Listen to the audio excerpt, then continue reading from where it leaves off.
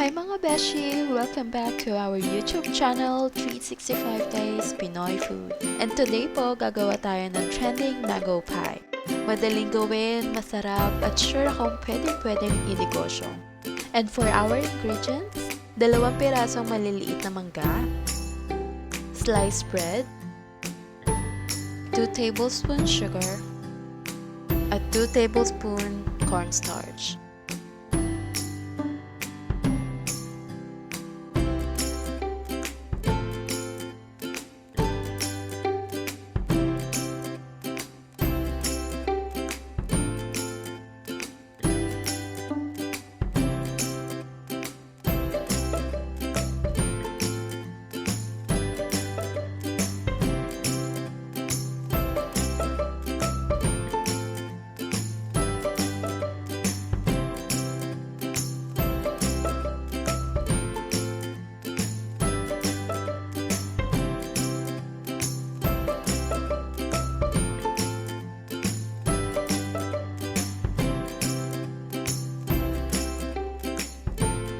Please note po na bago isalang sa apoy, kailangan natunaw maigi ang ating cornstarch. In a low medium heat, lulutuin po natin ang cornstarch hanggang sa lumapot ito, and it usually takes 4 to 5 minutes. Dito nyo na rin po pwedeng dagdagan ng asukal kung nakukulangan pa kayo sa tamis. I also added vanilla for additional flavor.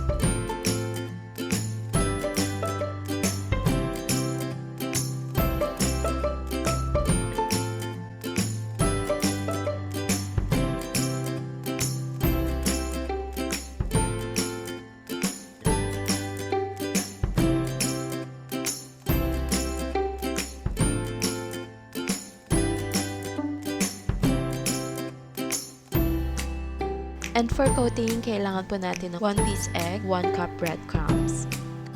And kung wala naman po kayong breadcrumbs, pwede po kayong gumamit ng dinurog na biscuits.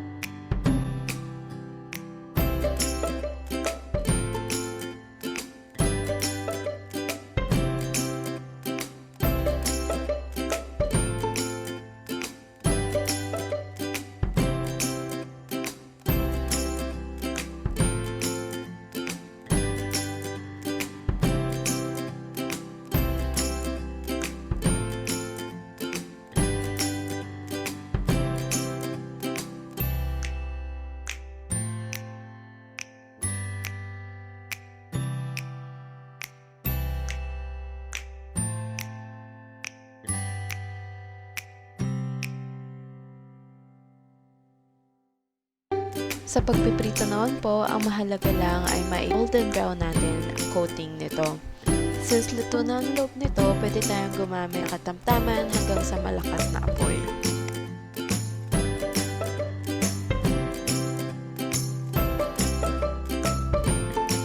Importante din po na lilinisin natin ang mantika every after batch ng pagprito.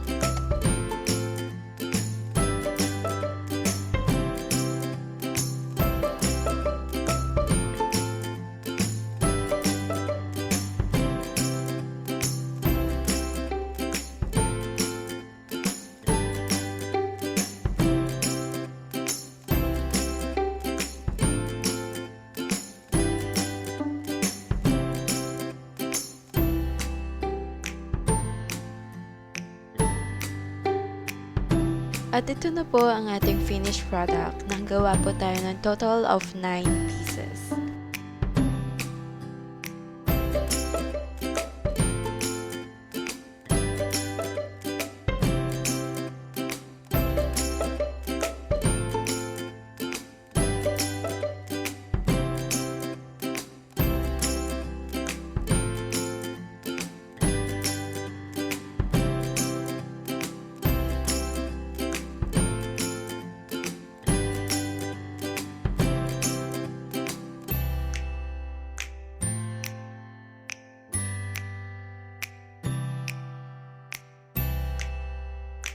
Yun lamang po at maraming salamat sa panonood. Please like, share, and subscribe our YouTube channel.